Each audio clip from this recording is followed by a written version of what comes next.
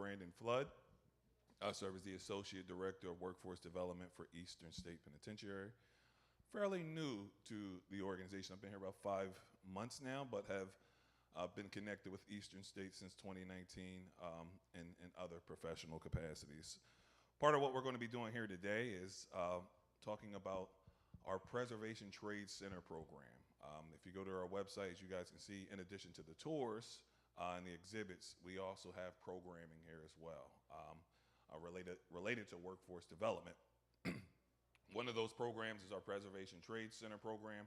What that program consists of is 3 specific trades: carpentry, masonry, cement masonry, and plastering. They are 4 to 6 week programs where participants are able to obtain certifications in their respective trades. So in addition to them being able to upskill themselves, this program also serves as a feeder for them to enter the union and to obtain union sponsorship. But the other piece of this, rightfully so, is the preservation side, right? So while it's great that we are able to equip them, our participants, with those skills, they also help us in return by being able to restore this facility here.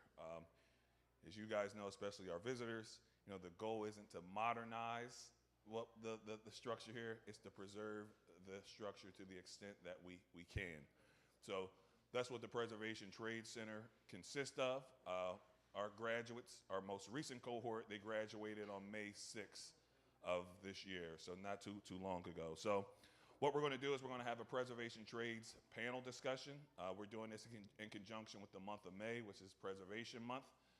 So we want to be able to give the public a better sense of what this program consists of outside of what you just see in black and white on the website. You're able to hear directly from participants directly who can speak about their journey into this program, things that they've been able to pick up while part of this program, some best practices for folks that may be interested in entering the trades, and to get a sense of where their lives stand at, post-graduation. So let me turn my attention to our panelists here. So as you can see, we have 3 esteemed panelists here. What I'll ask you guys to do, in no particular order, is introduce yourselves and tell the public how you became interested in the program and how you became affiliated with Eastern State Penitentiary.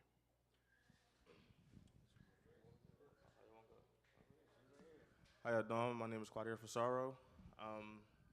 Honestly, I just came across the program just like my godmom ended up sending it to me. I kind of just applied for it, not even thinking I was going to get into it. My particular group, I'm one of 10 out of 600 that applied and interviewed, stuff like that. And I love it. It did wonders for me. Thank you. Hello, everybody. My name is Anthony Cunningham. I've been a part. I found the program through a friend of mine. His sister referred me to it. I was in the process of kind of going through transitional phases where I had not been involved in construction before, so I was kind of in like the finance and marketing space, event production, and then this program came across my table as a transitional opportunity, and so I took it. I thought it was kind of a cool opportunity to be involved in, preserving history in my city, and then actually opening up this space where I can get into a new trade.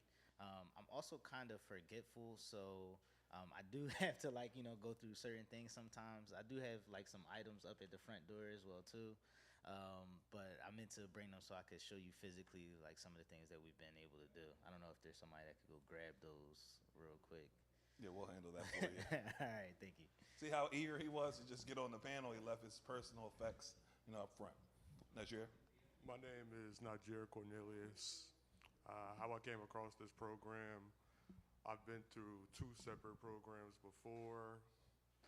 I thought I was willing to give another one a chance. This flyer was in a break from at my regular job site, and I just thought I would apply for it. And it turned out to work well for me. Thank you. And just to level set here, so part of what I'm going to do, part of this panel is going to consist of some questions directly to each one of our panelists, but we'll also reserve a part of the segment here for you guys to ask questions about their experience or about the facility or about the preservation trades, generally speaking. So I guess the most appropriate question is, so what was your first impression when you walked into this structure? Especially for those of you, it was your first time entering the facility with this program. There are no wrong answers. The factor of it just being a prison, it just honestly felt a little eerie to me at first, but then the energy I got off coming here, I kind of tore down those worries, and I found out this can be a place that's very productive. Thank you. My first impression is I didn't quite know what I was about to walk into. Um, I've only been here a couple times for Halloween. And so, I've seen a bunch of the festivities. I've heard all of the ghost stories and stuff like that. And so, like you're saying, it was a little eerie kind of coming in. But at the end of it, you kind of get over it and realize that you're doing something kind of cool. Yeah, to me, I thought it was kind of weird. I'm not gonna lie to y'all. I'm like, man, what am I doing up in the middle of North at this old jail that I ain't never even thought about coming to? I ain't never come here for Halloween and none of that. But then once I got around my classmates, my teachers, Brandon, Tiffany, and all of them, they make you feel welcome. Yeah, and one of the things for folks to note too is, so it's kind of a hybrid setup for our Preservation Trades Center participants. So they spend time here. Obviously, they have their respective workshops. They're working on specific projects, which we'll get to a little bit later. But they also go to the respective training sites and union halls themselves. And they also go into the field with actual projects that some of our potential sponsors are working on too. So, they're just not holed up here, even though it's a cool facility. They're able to get that varied experience both in the field, in the training center, and then obviously with inside the facility. So let's back up a little bit, right? I know some of you said that you were first connected with this program kind of haphazardly. But for those of you where the building and trades, the construction and building trades field was something that you were interested in, when exactly was your interest peaked in the building and construction trades, and when was that? For me, it's been about 4 years ago. Used to work security for almost about 2 years, and I used to pass by a building every time, and it used to be it was just a training center, and that just opened up my mind to where as though I didn't want to work a job anymore. I wanted to have something that would be a stable career that I could set myself up for the rest of my life, and that's what pretty much introduced me to it. Thank you. I hadn't had much interest at all in construction trades or trades in general. I've done a couple side jobs with my uncles or something like that, where we did landscaping or did floor installation. I laid a little bit of tile, but I didn't think about it as a career at all. For me, I just saw it as a little bit of side money, during my youth, to get me through the summers. So yeah. I would piggyback off of what he said.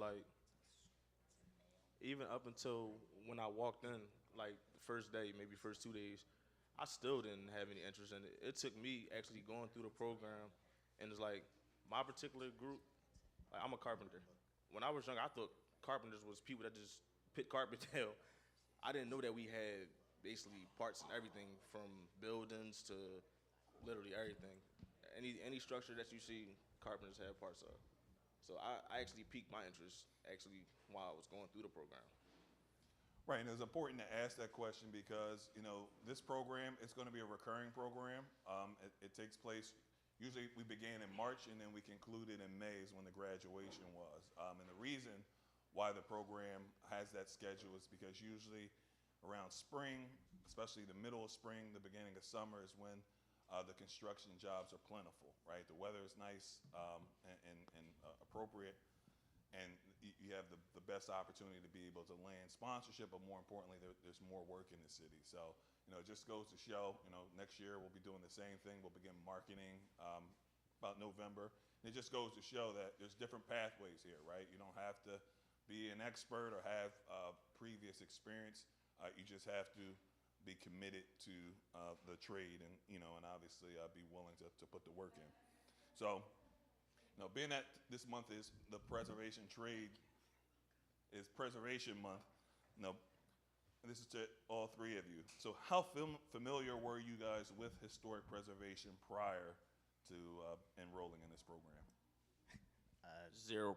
Yeah, None pretty at much all, zero. honestly. Yeah. I kind of understood we lived in a historic city, so everything here is 150, 200, 300 years old, and but to actually lay my hands on something, nah. Right, I think that's important too for most of us, don't, right? As you mentioned, there's a ton of historic structures, and when we're talking about the building and construction trades, there's a different methodology when it comes to construction and when it comes to restoration. You can't be as heavy-handed and use a lot of those modern tools. It is an art to that, right? And there is for a lot of our folks that enter this program, they don't have much familiarity when it comes to the preservation side. So for us, again, while the thrust is to be able to equip folks with career with skills that will enable them to be able to have a family sustaining career, we also want to make sure we have more folks that can do the preservation work in the city, given how many historic sites we have inside of the city. So I guess the consensus was that all three of you, for the most part, had none, right? So I guess the secondary question would be: so after completing the program or being enrolled, have your opinions changed or evolved around preservation, and if so, to what extent? I'll speak on that. So for me specifically, I went from having just about zero information to now my entire trade is based off preservation.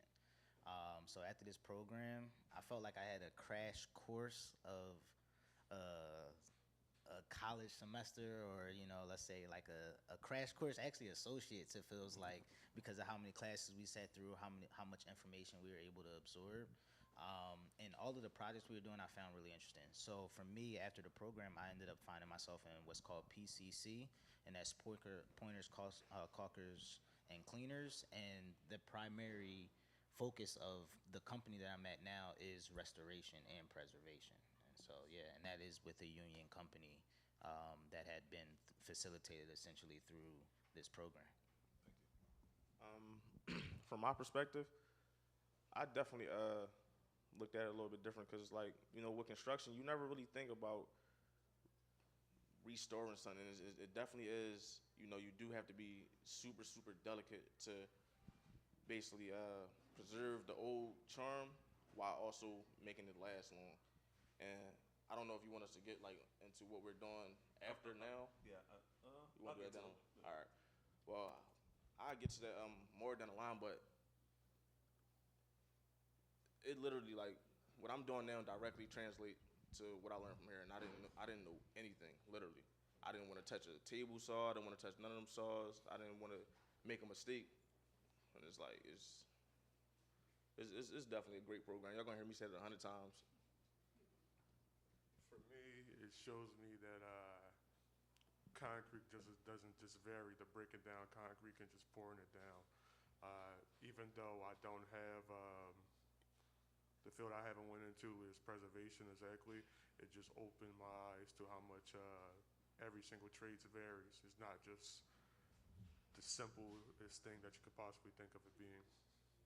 Thank you for that. And something that Anthony shared, and I want to share with the audience, is that you heard me mention these programs vary from 4 weeks to 6 weeks, right? And for some folks that may not be familiar with the building and construction trades, you may say, hey, listen, that's not a lot of time. But our instructors are folks that have been in the union 30, 40 plus years, and what they have said to us is that it's not so much, you can teach pretty much anyone how to learn the trade in 4 to 6 weeks. What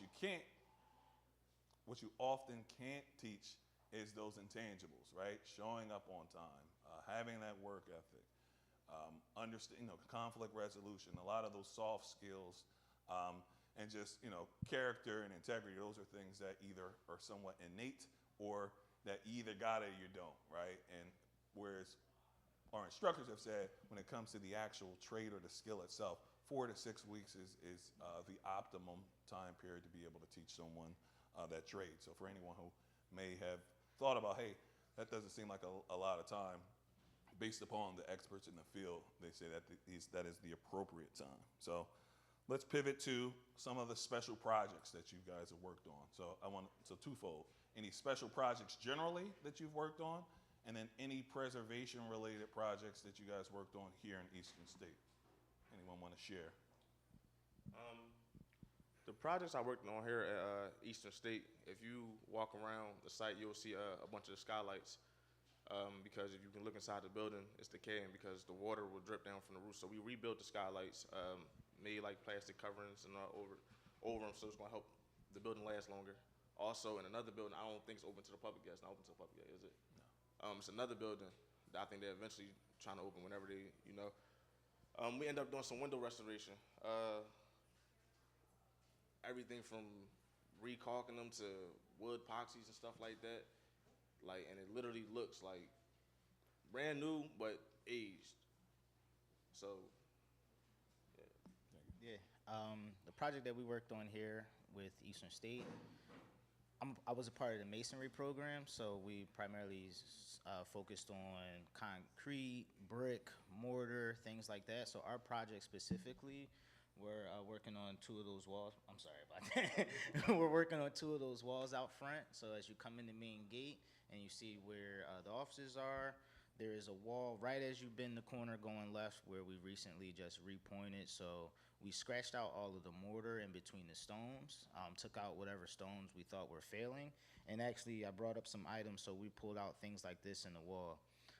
So this here is a hook that was in the wall, and this item here is roughly 250 years old or so, right? So as you were discussing, you were saying that some of the things with the preservation is also we couldn't use certain tools because when we came across things like this that were in the wall, we didn't want to damage them. We wanted to make sure that things like this survived because it is a part of history, right? It is something that when we look at it, and as we found items like this in the wall, here's one of them. Another one's like a nail like this, right? And when you look at these things, you don't necessarily think too much of it, but when you think that this outlasted generations, right? Like this is probably one of the oldest things that I've ever necessarily worked on myself, along with our team. So we did a good job of preserving items like this that came out of the wall. But the reason why we were taking them out is because what happens with things like this nail or that hook is it causes rust jacking and it actually destroys the wall. So now we have treated steel, things like that don't expand once they go through our freeze-thaw cycle in this area of the region. So what happens is water gets in here, it freezes and expands it. So even though we're looking at this nail here, it might look thin, it was even thinner than this when it went in the wall. And then once it rust jacked, it actually expanded to maybe twice the size of this as well too. So we were able to knock that off. What happens is that pushes and separates the bricks or the stones in this case, and it pushes them apart, releasing the bond, and then the wall starts to decay. As water comes in, again, the freeze-thaw cycle takes a roll, and then it happens again and again. And when you think about that over the course of 25, 50, 150, 200 years or so, that what looks like a teeny crack eventually becomes an entire joint that's missing, or now a stone that could fall out of the wall and fall onto somebody. And so our job is important to continue to make sure the structure of this place is safe for people to be able to walk around. So we did that. We worked on a stone wall that completely collapsed on the corner, and we were able to repair that. We also did a curb detail on the side of here. And to the point, just to kind of like wrap it up, I did think that this was interesting to me because I realized actually like week 5, week 6, whoa, all of the work that we're doing here should last. Because we did it properly, it's going to last another 100, 150, 200 years again.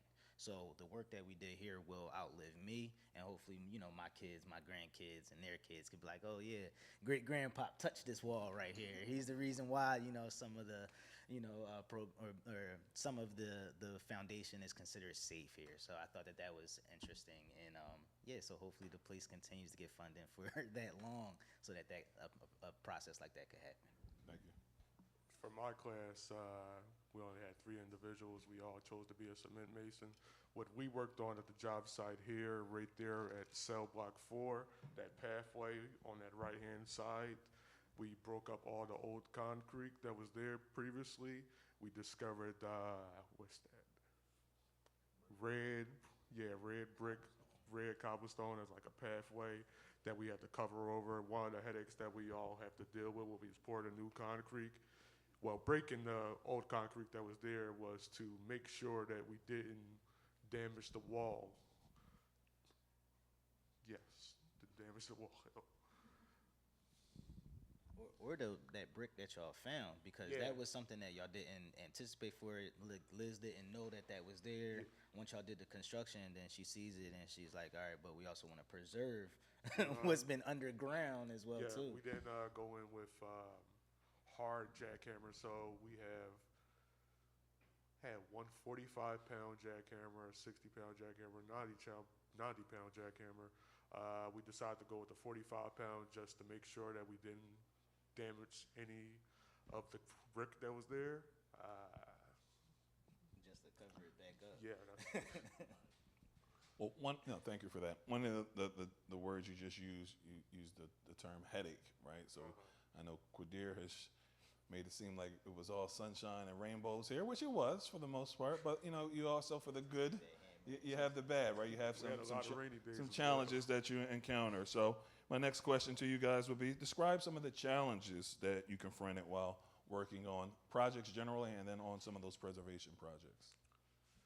We had days where we was trying to pour concrete, and unfortunately, it rained on those days. So when it rains heavily or even smallly on those days, you're not able to pour concrete. We also had days where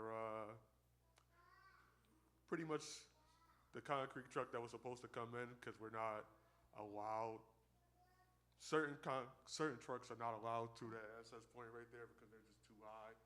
So in order to get the truck in, we had to get a special order just to be able to pour the concrete, and that was some of the headaches that we dealt with pretty much. Challenges for myself personally, I would say one, it was to endure the physical labor of it all. So we worked on roughly 2,100 square feet of wall. And like I said, we couldn't use power tools. So to chip out the mortar, which is the cement in between the stones, or the cement in between the brick, right? That little layer of cement, we had to use hammer and chisel. And so we came here in the days and hammered and chiseled out 2,100 feet of wall. And so when you think about that, we was going home and icing our hands, right? Like, we going home and we got calluses forming on the insides of our palms and all of that. And so there was a point within that week 3 where there were, I believe, 7 of us all together, where we were making sure we were in our group chat, making sure that we were all staying together, making sure that nobody quit, because if anything, that was that, I would say, that pinnacle point that kind of makes you say, okay, I'm staying, or this not for me. And so that was, I think, a challenge that we faced, but then we were able to, come together, support each other, and overcome that challenge, making sure that, each one was accountable for the other, and making sure that we all showed up the next day. With me, I would say, I didn't mean to make it seem like all sunshine and rainbows, but my group, he'll tell you, my group, we see the most challenging thing, and we just gonna laugh and bit about it. We don't even, we like super, super close knit even to this day. But with me, I would say more so like the inconsistency in certain dimensions with the different skylights and stuff like that. And you have to be delicate. You have to be like precise within maybe like the 16th of an inch, something like that. You wouldn't even think a 16th of an inch even mattered. But everything has to be super precise so it fits a certain way. It fits like a glove, so it keeps the water sealed out. But yeah, and then like you got to be really, really delicate, because like you said, structures is 200 years old. So you can't just go in there with a hammer and just be well in the way. You might break something off, and then you're doing more harm than good. So you definitely got to be super delicate and pay very, very close attention to measurements. Thank you for that. One of the things that you guys mentioned about the camaraderie of the program too. So I'm gonna take an opportunity for a shameless plug about the program, right? So, we do boast of a 100% graduation rate. Usually, those that show up the day of, they finish through the end. We did have some folks that just didn't show up day one, so technically they didn't start and fall off. But to the point that Anthony Quadir had mentioned about having those group chats, there is really is a bond and that camaraderie where they're able to encourage folks, bounce questions off of each other. Even outside of here, right? There may be things and difficulties that extend outside of the building, outside of the program, where they can kind of be one each other's support system. So, that's another hallmark of the program. And So if I could piggyback off that real quick, even outside our groups, like he'll tell you, like my first day I got on the job that I'm on, I'm like, look, bro, they got me doing what y'all was doing. I was building y'all the whole time. I'm on a jackhammer, whole time, hands cramping up. I'm sitting here like this and all. I'm going home all sore. So I even shoot him a text. I don't know where he sent me a picture right back. Look, bro, that's what I'm doing. So Yeah. it's definitely And we was in 2 different programs. exactly. Yeah. So we talked about some of the challenges. Let's talk about some of the rewarding aspects of the program. Feel free to share any rewarding aspects of the program. You mean besides pay? Yeah, I should mention. That was all right. But yeah, it's good you That say was that too. okay. So one of the things, since this is going to be recorded, and again, we want you to share the word for the next cohort. So this program is paid in addition to folks, obtaining the skill set. So they're paid $15 an hour. They're working a 7:30 to 4 p.m. shift. So rewarding experiences. All right. Well, what I would say is, I looked at it as like y'all paying me for something I would have paid for. So I didn't care if it was $10 an hour. Y'all paying me for something, and y'all giving me a trade I can carry with me for the rest of my life. And now, like when I'm on my job site, like I'm like how they would say, I'm less green. I actually know certain things. I'm like, oh, I did that. So I feel more comfortable. I'm confident with things, and that helps me stand out from rather other people in the same year as me or other interns or stuff like that. I actually know what I'm talking about, and I'm not like faking about it. I really do know. Yeah. Piggyback off that, like that's the case that I've been experiencing as well too. So again, completely as they call green, right? When I first came in, not really knowing too much. This 6 weeks, again, they educated us incredibly, to the point where as I got to my current site, the people that worked there didn't realize how new I was because of how much I knew. But then I'm like, no, this is week 3 for me in the union. I started construction 6 weeks ago. And then it's like a laugh, and it's like, oh, all right, you're a kid. But realistically, they were all kind of shocked at the fact that, oh, yo, you started 6 weeks ago. You only 3 weeks into the actual union. I didn't realize that, but it's because of the amount of information that they gave us based from materials, from what and why, right? Those are both important. But then also the information that we learned and the experiences that we got actually going to our union halls and the actual schools, and then getting the experiences, the different sides of the trades, and actually taking part in the processes that actual apprentices do. So even though I don't know if we actually coined this term for this program, but it feels like a pre-apprenticeship program. So it is a program that essentially prepares you for the apprenticeship. And what I've realized being on my site is that a lot of year 1 apprentices that have come to the union just kind of off the street, it's either they already have 5, 10, 15 years of experience doing some side work or non-union work or doing stuff since they were 13 with such and such. But with us now, we coming in, and this is an opportunity I did not envision in high school or college or anything like that. And like Quadir said, this is a program where I feel that people could pay for this, and it's a blessing to be paid to take part in this. Like I said in the beginning, I felt as though we got, an entire associate's degree, entire 2, 3, 4 semesters in of college in this realm of 6 weeks.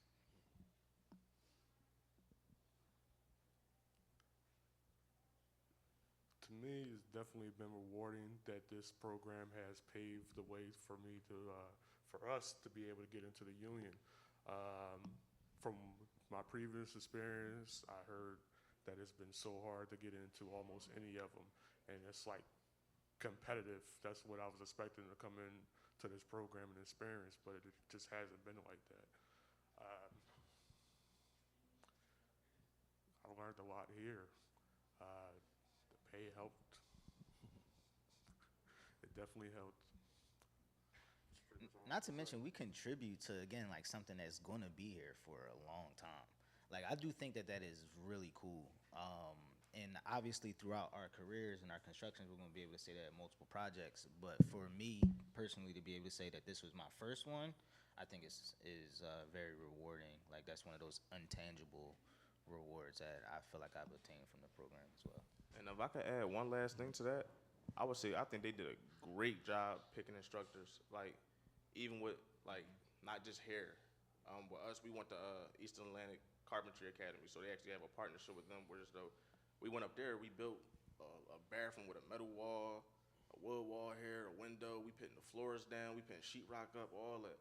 So it's like any of that before I wouldn't even thought I could sit there and build a bathroom by myself.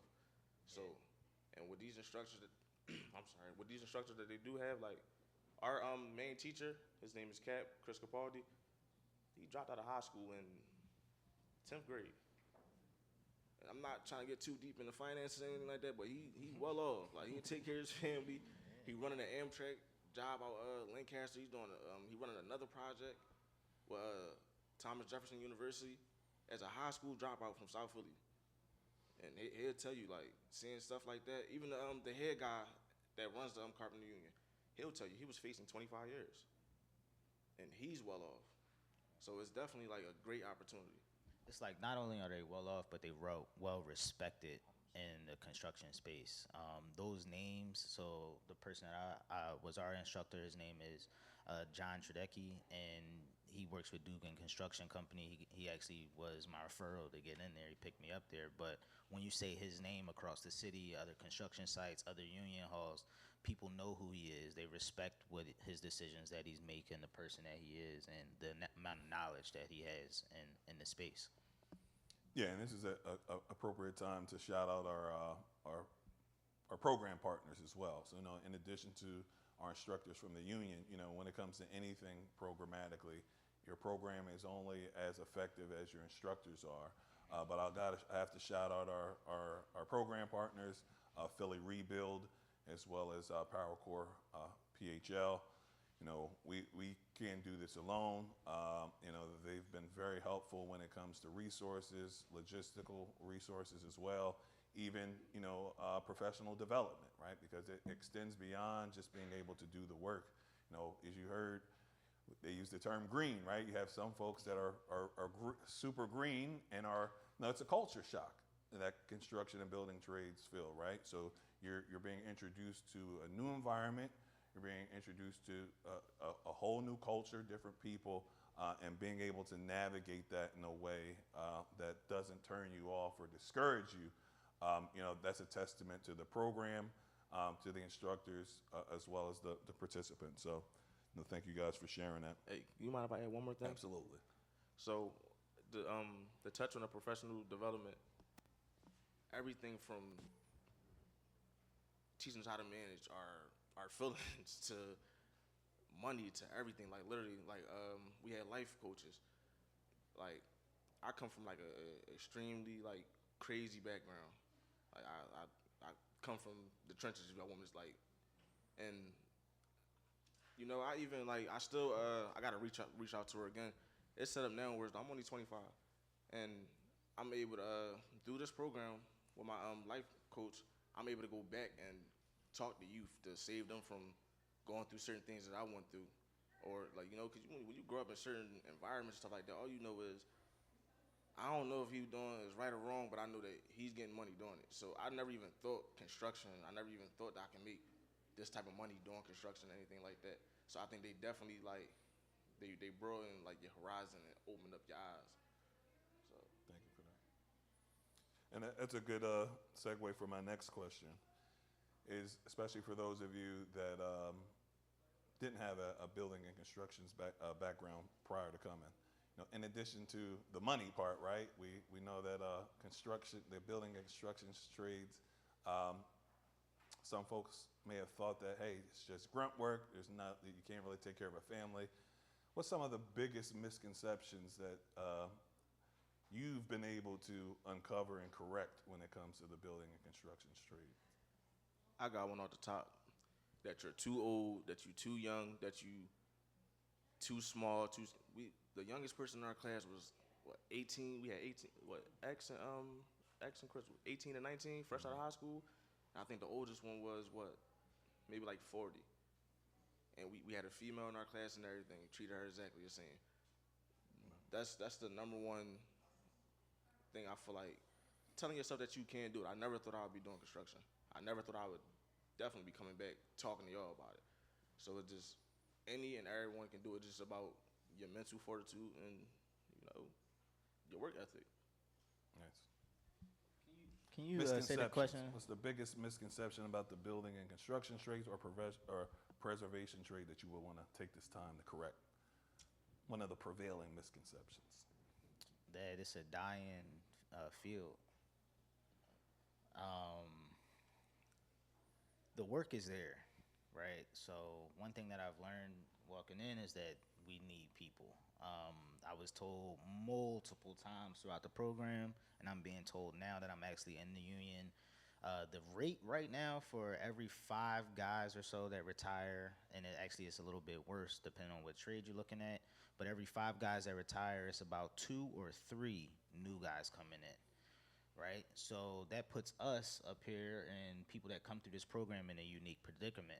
In my opinion, what happens is that infrastructure never really goes away, right? You consistently need work done, especially in a city like this that is 150, 200 years old, right? 300 years old. You want that progression to keep happening for the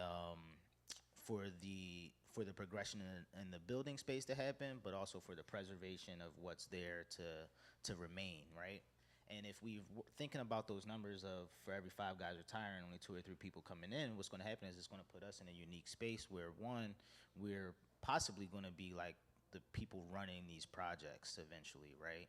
Not only that, it'll be a workers' market, so it'll be in a predicament where we'll be able to, get paid more for what we do, because the demand for it's going to be so high, and the actual people that are going to be able to produce is not going to be as many. So programs like this are important to, one, kind of heighten those or increase those return rates or retention rates, and increase those newcomer rates of people coming in to the unions and into the trades in general. I was very surprised about that was the case. But when you think about right now, we're in a generation where people kind of want to be on YouTube or vloggers, streamers, do like kind of whatever they else want, whatever else is going on, or actually being pushed into college, right? Like a lot of people are being pushed into college, not realizing that, hey, listen, I can make 6 figures as an electrician. I can make 6 figures as a mason or as a cement guy or as a carpenter, right? And I can actually exceed 6 figures and be well off. Not only that, retire comfortably with 7-figure pensions, right? And in retirement plans. And I thought that a lot of people don't realize that. I think that a lot of people think that construction workers get paid $20, $25 an hour. But I know people now in the field that are getting paid $70-something an hour, $60-something an hour, and they're working 40, 50, 55 hours a week. Plus incentives and stuff like that, right? Like, Right. Yeah, I had the same thought as I did. To me, being in the construction industry is a different pathway instead of going to college and putting in 4 years just to have student loans that potentially you're unable to pay off because you're not guaranteed a position of wherever you are. Here, starting out from just being an apprentice, you are making money. You commit your 4 years and you double your salary, and it's multiple different pathways here. It's just not sticking to one place. you have multiple opportunities that can open up for you in this industry. Also, to piggyback off of what they were saying about college, if you do think like, all right, I don't want to swing a hammer for the next 30 years, you don't have to. Like, I know at least like through my union, like, do your apprenticeship, they got partnerships with Rowan, with Temple, with Villanova, with Drexel, with, I can't even name all the schools. Whereas though, if you go to college and that's the route that you do want to take, you literally can get paid. Cause this is my plan. I'm gonna work a couple years. I'm gonna go to college for construction management. And if you get an A, they'll 100% reimburse you. You get a B, 85%, C, so on. Who's not gonna take that? And you're still working towards your retirement and stuff like that, but now you don't have to swing a hammer for 30 years. You might swing a hammer or something for maybe 5 or 6, and now you're the person that's directing it because you have this piece of paper that they're helping you get, and you're still making your rate. So, Yeah, that's why it's important that we convene these kind of events and panels, right? So you can hear directly. We're able to debunk a lot of the misconceptions, and more importantly, as you heard Anthony mention, there's a deficit, right? So, and there's a demand. So we need folks to pursue these careers, but more importantly, we want folks to know that, hey, even if you don't have a construction background, this is a viable pathway for you. So I know, Kodir, one of the things you wanted to get to earlier is we talked about you guys' experience in the program. So what has been your experience, especially when it comes to these kind of programs, right? Folks go through it. A lot of times, folks aren't necessarily tracking what happens afterwards. You get your certificate, and in many cases, Godspeed. But in this case, we do our due diligence in tracking our alumni, and being able to see what's happened, where they've been placed since that time. So this question to the three of you guys is, what's been your experience in the field since graduating from this program? I've been having fun. Yeah, I could go first. I've been having fun. So there were 8 people in our program, in the brick mason, stone mason program in particular. 7 of us are currently working. The 8th person is actually just waiting for the start date. So that's been, great for me. We graduated on the 6th, and on the 7th, I clocked into work. So I thought that was pretty cool. My experience since then has been, one, is I've realized that at work right now, I'm wearing a lot of my Eastern State stuff, right? So, like, they Shout give out me, to you. yeah. Yeah, but it's like, it feels like still the uniform, right? It's like the high-vis shirts. It happens to be Eastern State and all of that, and so I'm repping, where I came from in the job site. So some people are actually familiar with Eastern State. People are familiar with the rebuild program. So I, have conversations based upon that. And then it's a thing to like have on, I don't know if y'all fellas feel this, but like the have on that uniform, if you will, like as you walking around, yeah, it's like a certain symbol of like respect that comes along with it. That I found to be interesting, but I thought it was quick. Immediately, I got like paid the next week too, so I thought that was great. And then we talked about our, getting paid for the program. It was cool that the next day after we graduated, essentially I doubled my salary, if that makes sense. So like immediately, right off the bat, I started seeing more money and then a pathway to self-sufficiency, if that makes sense, right? So I've been enjoying my experience. I've been doing like a lot of the quote unquote grunt work, if you will, but it's, like you got to pay your dues. Right now, I'm the young guy with the fresh legs on the site. So when the guy that's been there 30 years don't want to go down 3 flights of steps, that's what I'm doing. I'm going up and down 3 flights of steps. So that's kind of what my experience been, but it's also been a situation where I'm just walking around and some guy's like, hey, yo, like, oh, I see your boots. You in construction, what you do? If I give you a call, can you come do a side job on Saturday? Or like, can I pick you up? You working right now? But that speaks to the testament of right now this field needs people. Is that if I'm just walking, like after a long day's work of work to the train, and then somebody's asking me, yo, can you come work for me? That means he needs people. And so that's been my experience this past couple weeks since graduation. Yeah. I would say my experience is similar, honestly. Like I said, it feel good to know what I'm talking about. 1, 2, I took a little bit of a different route than them, cause we have what you like. You know, we got to secure sponsorship. So you got to ride around the city. You know, you can go to different offices and stuff to secure sponsorship. But at the time, I didn't have a vehicle, so I wasn't able to do that. So what they did through this program, like, all right, well, look, you're not ready to do this and all that right now. We got something else for you. I'm currently working down Independence Hall, working on restoration for America's 250th birthday. I'm getting paid really good. My whole Fridays is time and a half, so I'm loving that. I've been doing like, you know, see, like, I come from a background like playing sports. Like it's like when you play sports, you always you see, all right, damn, everybody I know is athletes. Or if I make music, everybody I know make music. I'm like, hold up, I know a lot of people that's in construction. I ain't even know. So now that they see me like graduate this program, stuff like that.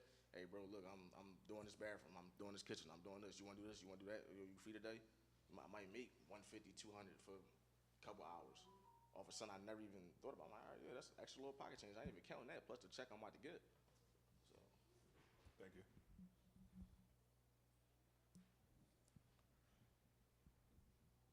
I have only been out for, I just started the 18th. My experience so far is it's been lax, but at the same time, I've been asking multiple questions to people on the job site that I have been there so far. It's not as hands-on as I thought it would be, just jumping on, but that's naturally what it will be for an apprentice. You're not just jumping in.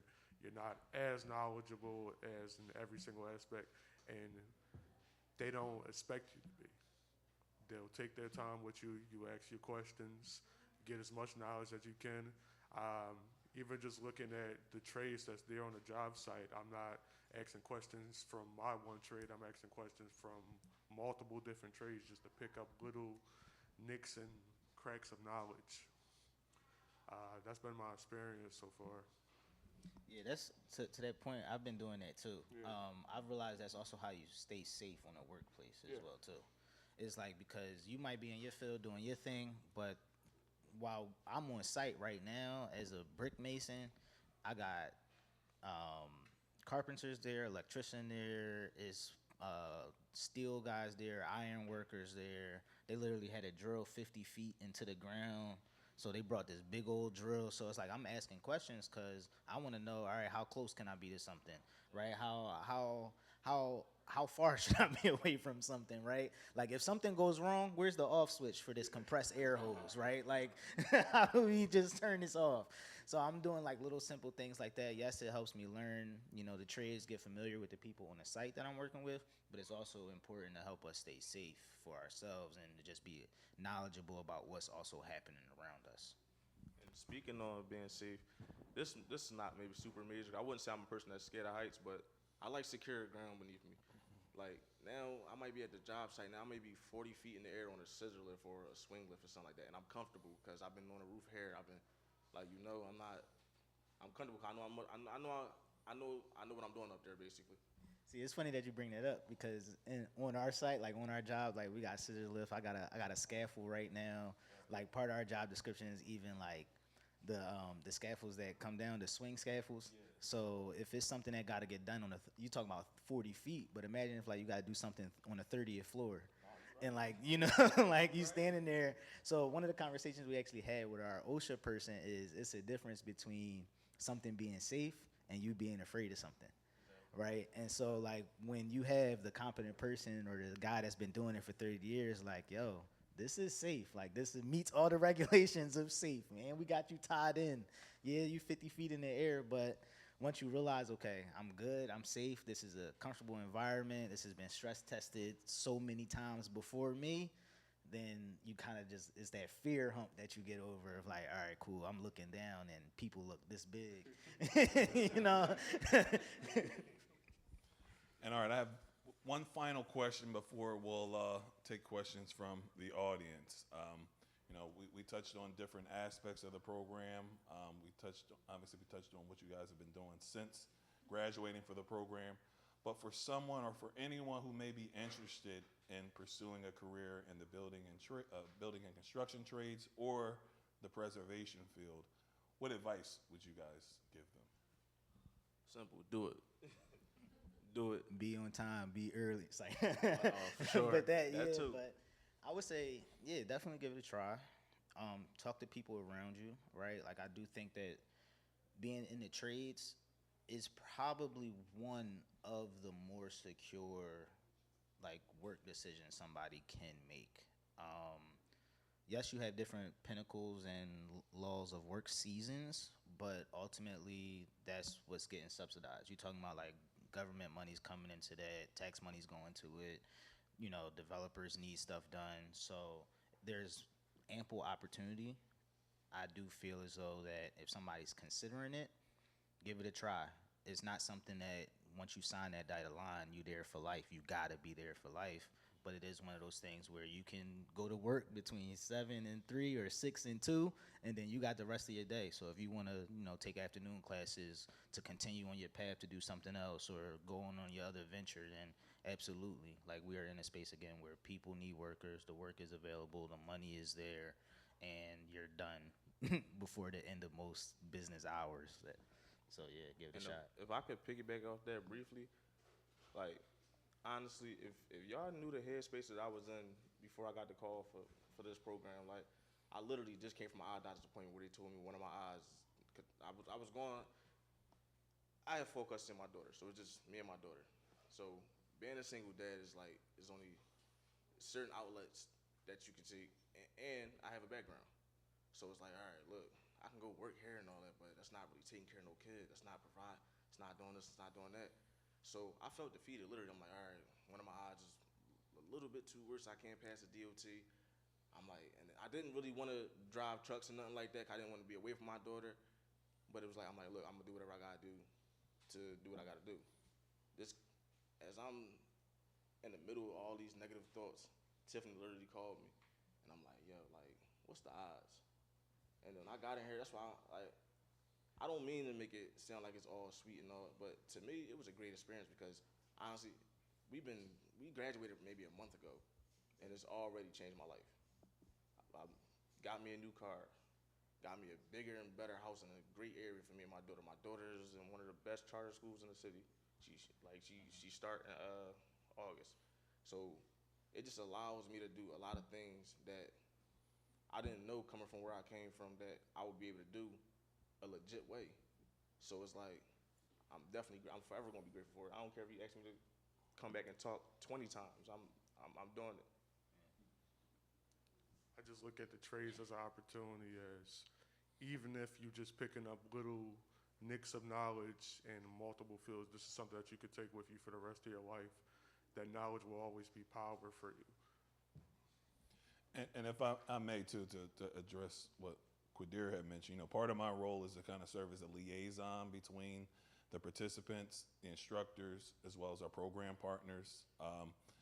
And to speak about him directly, he talked about there were 600 people that applied originally, and then ultimately there was 21 folks that ultimately got selected. And I was on the interview panel, so we had interview panels, which you had either a staff person or a program partner, and we were partnered with an instructor or someone who worked in the trades, right?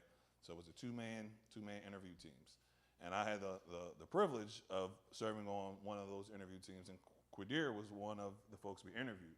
And admittedly, he shared, hey, I'm a single father, he has full custody of his daughter, and me and my fellow interviewer, that gave us pause, right? But he had such a great attitude and energy. I'm a big energy person, as you guys, many of you are as well. And the energy that he exuded and just how he approached the interview for us was enough to say, hey, let's not allow this to be a factor that eliminates him, but let's put the onus on him to see if he can. And I think we asked the question, so if you were, would you be able to juggle it or move things around? And he said so emphatically, yes. So it's great, he got me tearing up over here, the fact that he just said all of this, and I remember vividly just from that initial interview. So shout out to you for that. Shout out to our panelists in general. Let's give them a round of applause.